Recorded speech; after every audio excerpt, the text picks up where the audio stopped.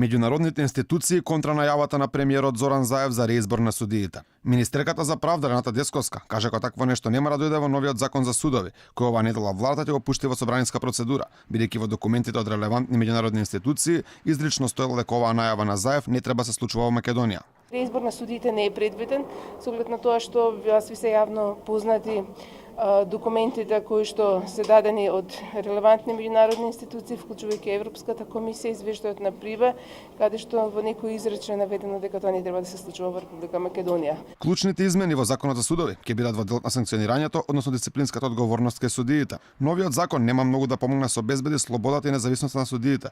Многу поважна во оваа насока е нивниот интегритет, смета претседателот на Сдруженијето на судии и судија во Врховниот суд Џемали Саити. Законот ја подигнува рамката за да се обезбеди поголема независност. Никогаш не е доволно од независност. Значи, сепак останува вториот дел да си го исполнат судиите. Тоа е прашањето на интегритет. Текстот од законот за судови е испратен до Венецијанската комисија, која на седница ова недела ќе треба да се произнесе околу него, додека пак оне од законот за судски совет до комисијата ќе биде испратен откако ќе биде усвоен.